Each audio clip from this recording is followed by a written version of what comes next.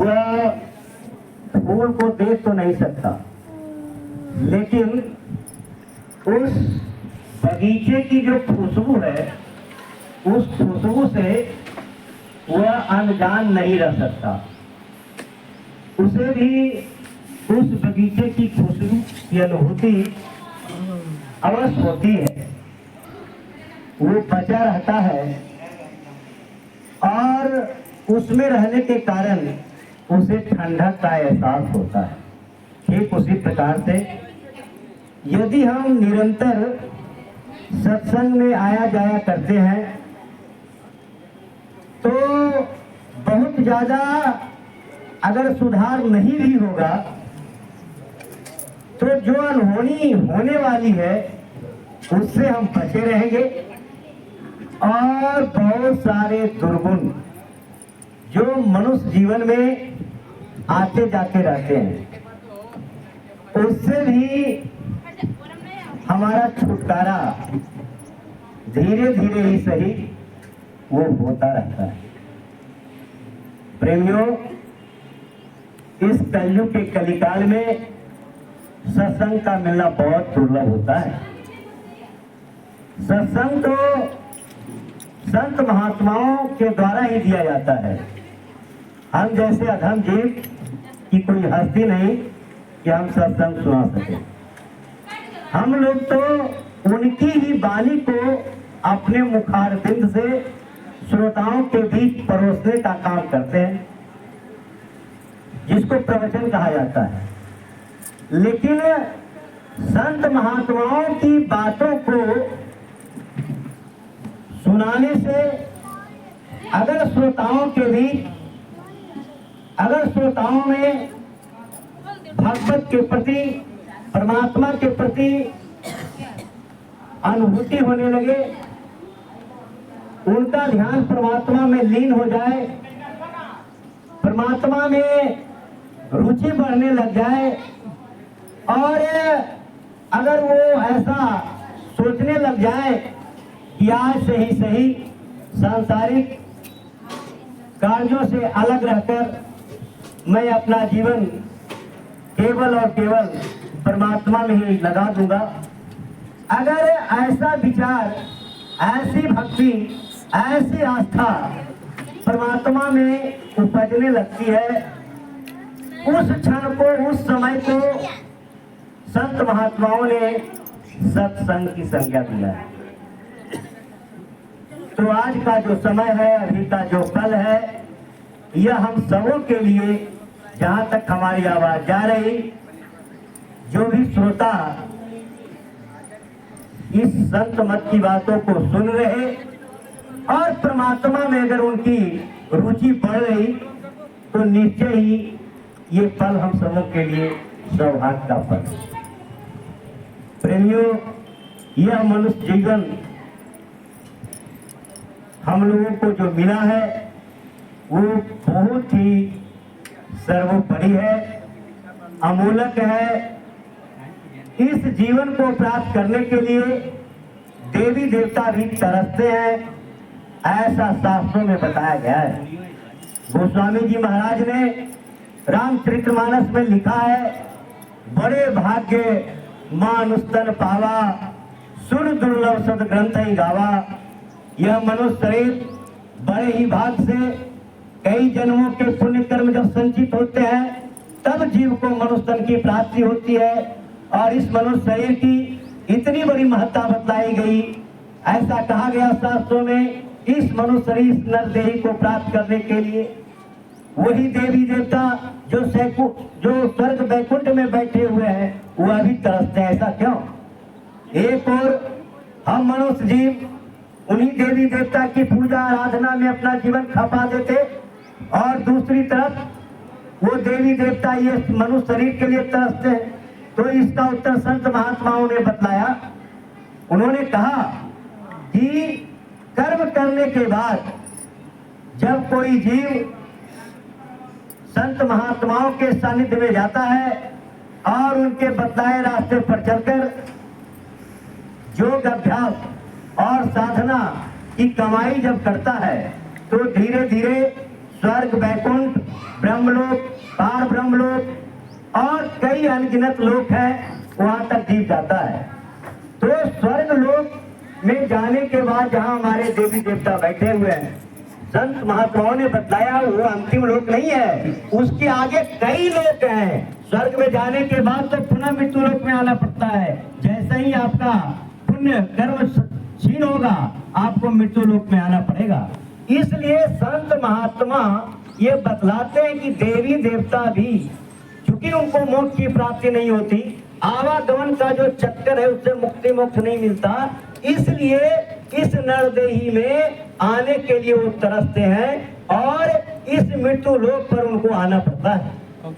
क्योंकि मनुष्य शरीर में ही वह घाट है, वो रास्ता जहां से परमात्मा तक पहुंचा जा सकता है, वो रास्ता इस मनुष्य शरीर से ही जाता है। इसलिए देवी देवता भी मनुष्य शरीर प्राप्त करने के लिए तरसते हैं। और अभी डॉक्टर साहब ने बताया कि हम लाख जतन कर ले, जितने भी शास्त्रों में देवी देवताओं को प्राप्त करने के लिए साधन बताए गए, क्रियाक्रम बताया गया। हमारे कई वेद हैं, वेदों में देवी देवताओं की याचना करने के लिए, उनको प्रसन्न और खुश करने के लिए बहुत सारे योग बताए गए, बहुत सारे यज्ञ बतलाए गए। और इतिहास है, शास्त्रों में लिखा हुआ है कि लोगों ने 1-2 वर्ष नहीं, हजारों हजार वर्ष पहले मनुष्य की आयु बहुत ज्यादा हुआ करती थी। तो उस समय में लोग कई वर्षों तक योग किया, अभ्यास किया, यज्ञ किया,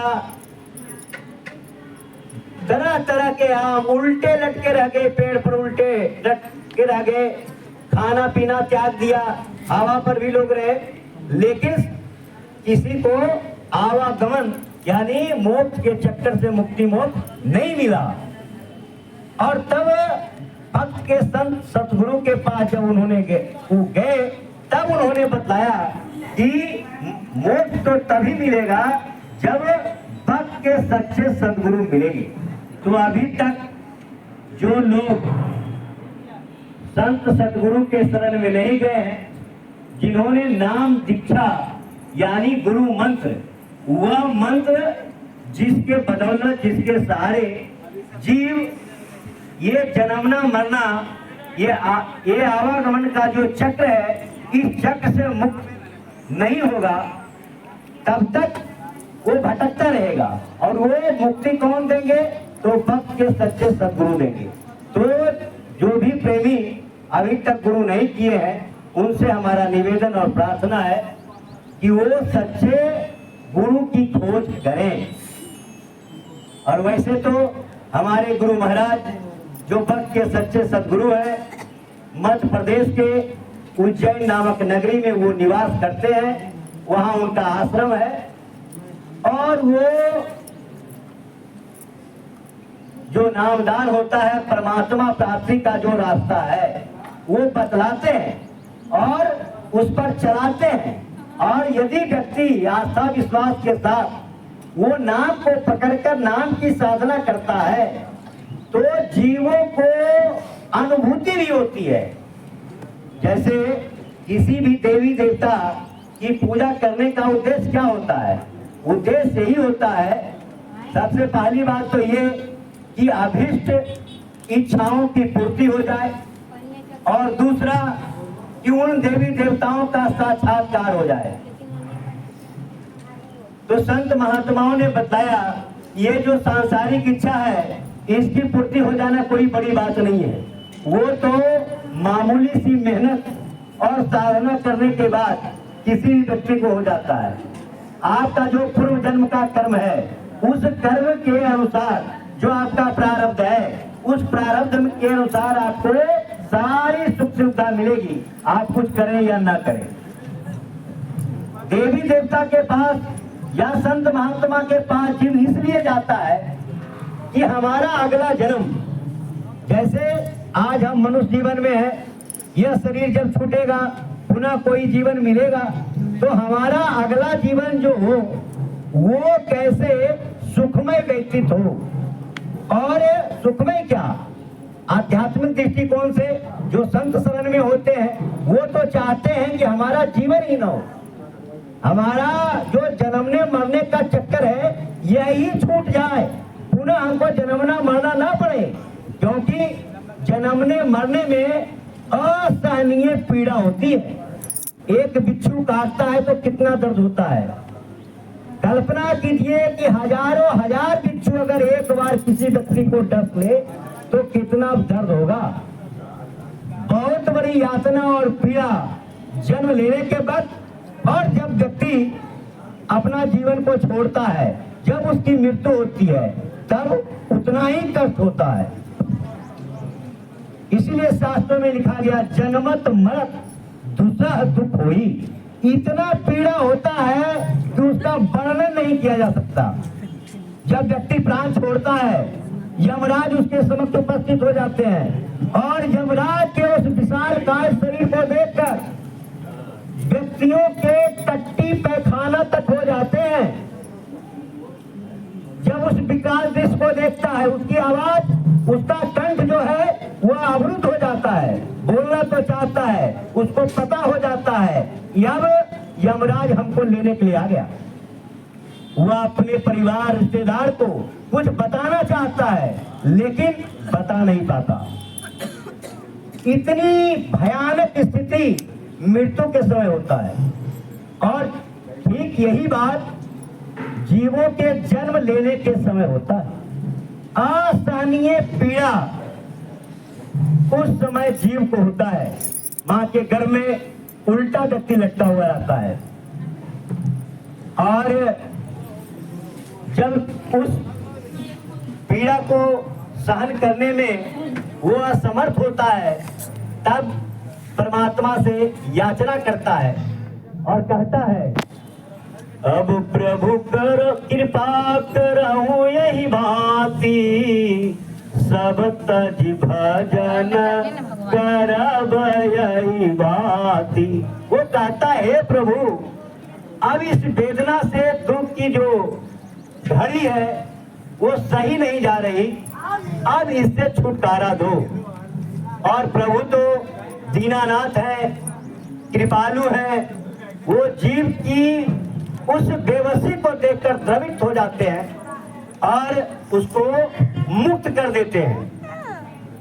व्यक्ति का जन्म होता है, इस माया लोक में आता है, चूंकि उस समय परमात्मा के साथ उसका कनेक्शन होता है, इसलिए उस दुख की घड़ी में भी वह बिल्कुल निरोग होता है। लेकिन जो ही संसार के माया मोह में आता है, धीरे धीरे परमात्मा से उसका कनेक्शन छूटता जाता है और सांसारिक बंधन में वह धीरे धीरे बनता चला जाता है, बनता चला जाता है, बनता चला जाता है। और एक ऐसी भी स्थिति आती है कि एक समय वह भूल जाता है कि हमने मां के गर्भ में क्या वादा किया था अपने परमात्मा से, और कहता है कि यह जीवन तो मिला है, खाओ पियो ऐशो आराम करो, इसी के लिए यह मनुष्य मिला है। लेकिन प्रेमियों, सच्चाई कुछ और है। यह मनुष्य शरीर बार बार नहीं मिलता।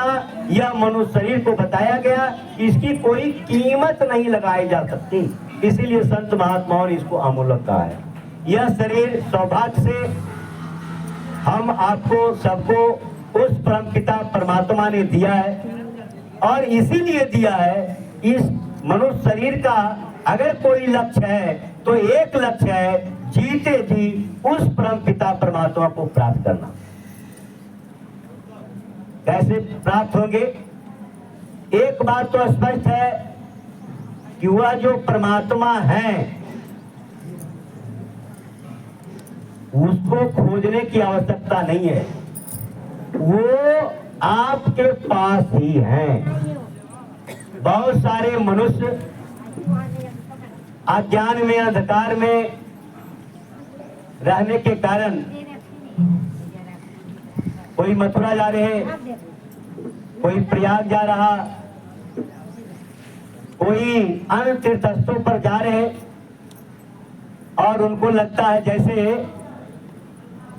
मृग जो होता है, हिरण जो होता है, जब उसको प्यास लगती है तो प्यास के चलते वो रेगिस्तान में जब जाता है, बालू की सूरज की किरणें जब बालू पर पड़ती है तो वो बालू चमकता है और उसको लगता है कि अमुक जगह पानी होगा, और वहां जब जाता है तो पानी नहीं मिलता है। फिर आगे देखता है, फिर उसको लगता है कि आगे पानी होगा, लेकिन पानी मिलता नहीं और वो दौड़ता ही रहता है। ठीक वही स्थिति हम मनुष्यों की है। जितने भी हम मनुष्य हैं सभी उसी परम पिता परमात्मा के अंश हैं।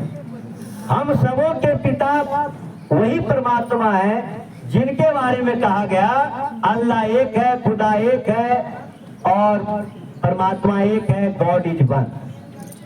तो जो एक है उन्हीं की हम संतान है।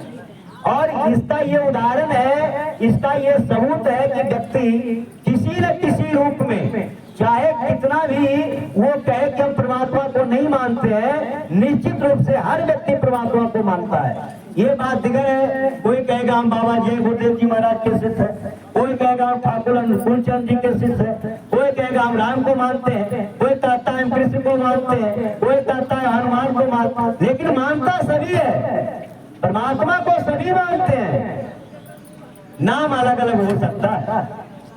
तो ये बतलाता है कि हम सभी उस परम पिता परमात्मा के अंश हैं।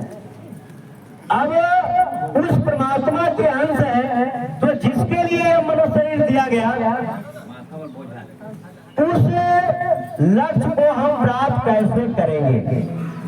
तो इसका उपाय, इसका समाधान शास्त्रों में लिखा है और संत महात्माओं ने बताया।